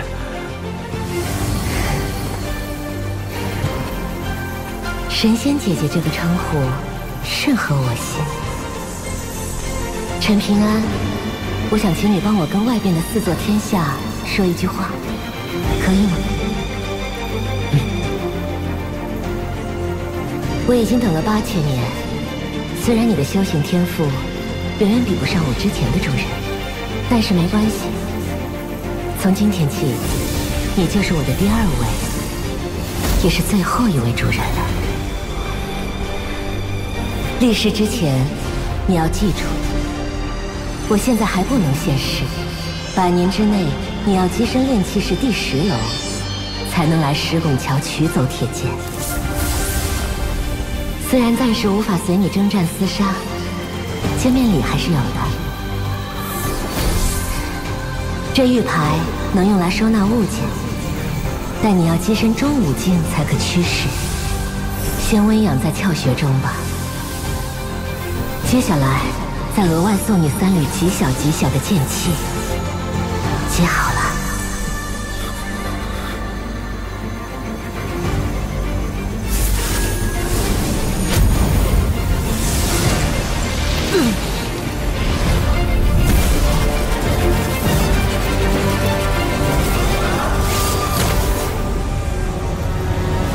放松经脉，便可心神安稳。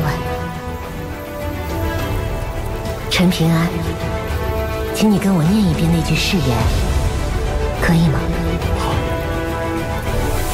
天道崩塌，天道崩塌，我陈平安，我陈平安唯有一剑，唯有一剑，可搬山，可搬山，断江，断江，倒海，倒海，降妖，降妖，镇魔，镇魔，赤神，赤神，摘星，摘星，摧城，摧城，开天，开天。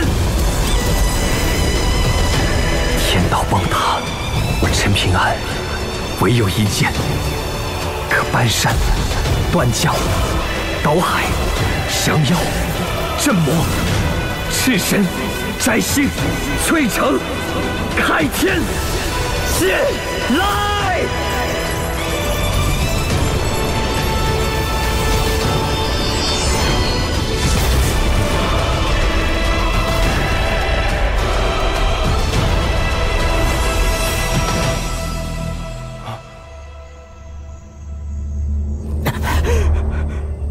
不可能，这不可能！老天条连马苦玄都看不上，怎么会选中陈平安？凭什么小镇最大的机缘会被一个泥腿子得了？翠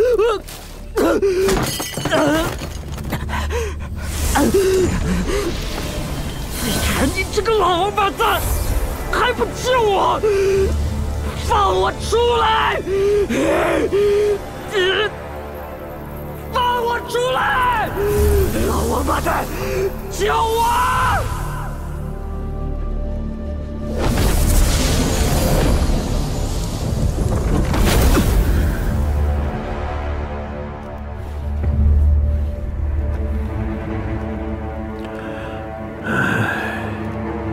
罢了，从此以后，你我便彻底一分为二。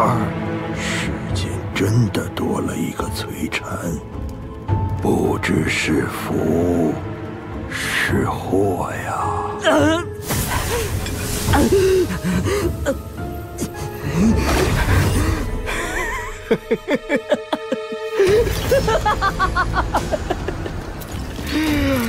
好啊，齐景春，请让我从此被困于这具躯壳之中。江湖漫漫，咱们究竟谁更胜一筹？拭目以待。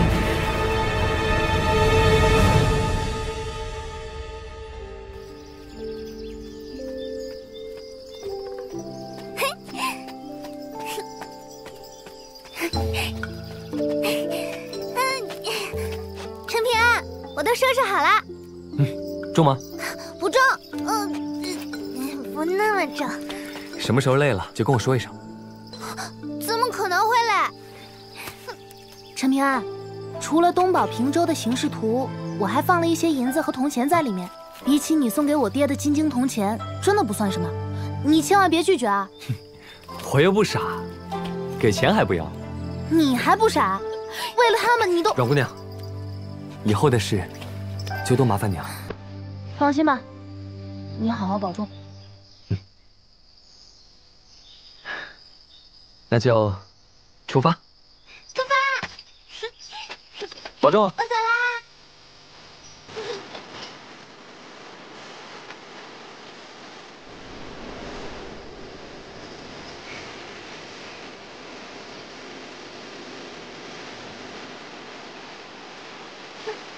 啊，你以前出过远门吧？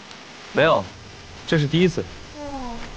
我出过远门，放心吧，我会照顾你的。那路上就请你多指教了。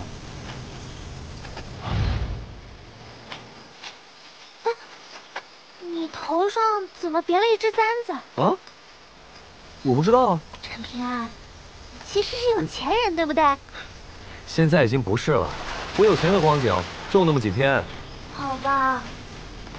那你箩筐里露出的一截木剑又是咋回事？我也不知道。